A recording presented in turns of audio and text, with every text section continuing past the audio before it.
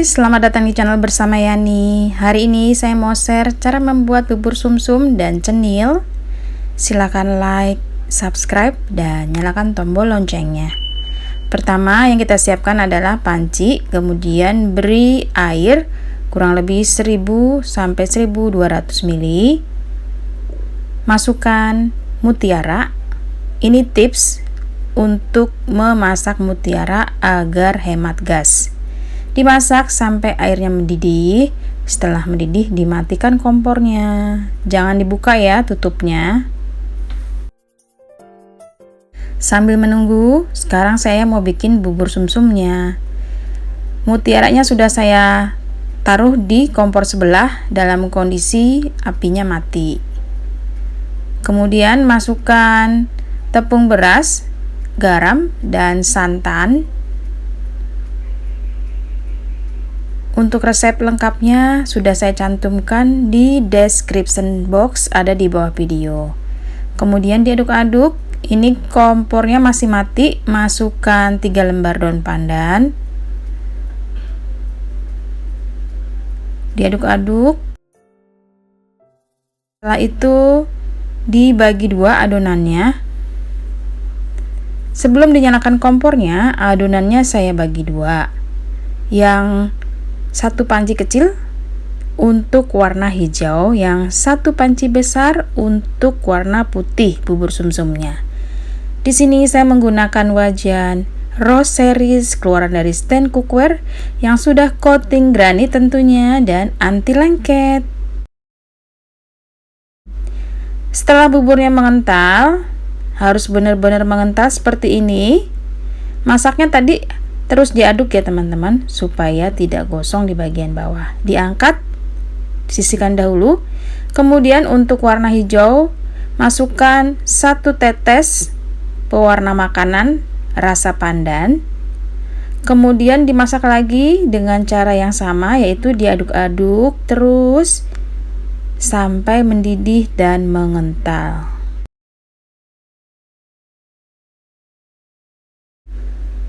Setelah mengental seperti ini, dimatikan kompornya dan sisihkan.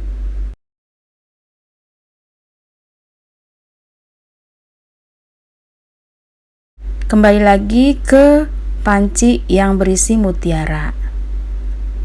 Panaskan lagi dengan cara dinyalakan kompornya dan masak kurang lebih 10 menit. Setelah 10 menit, matikan kompornya dan sisihkan dahulu. Sambil menunggu mutiaranya mateng, sekarang kita bikin kuah air gula merah. 250 gram gula merah, 2 lembar daun pandan, sedikit garam. Masukkan ke dalam kurang lebih 200 ml air. Bila kurang manis bisa ditambahkan gula pasir. Teman-teman, jangan lupa tes rasa ya. Kalau gulanya sudah larut dan mendidih seperti ini, masukkan larutan tepung maizena ataupun sagu 1 sendok makan. Kemudian diaduk-aduk, lalu disaring supaya kotoran yang ada di gula merah tidak terbawa. Lanjut, siapkan 200 ml air, 1 lembar daun pandan, masukkan 65 ml santan instan.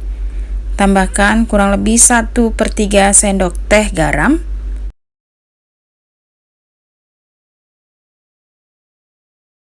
Untuk kuah santan ini cenderung lebih asin.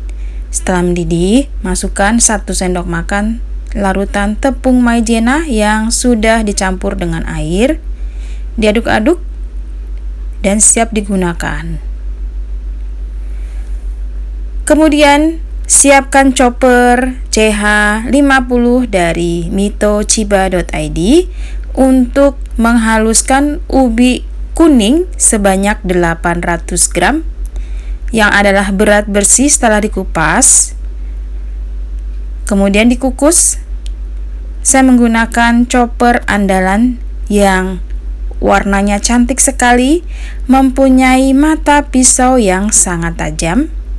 Mempunyai 2 mata pisau yang super tajam, mampu menghaluskan daging ayam, daging sapi, kemudian ikan, dan bahan-bahan makanan lainnya. Kalau mau bikin bakso ini recommended banget teman-teman.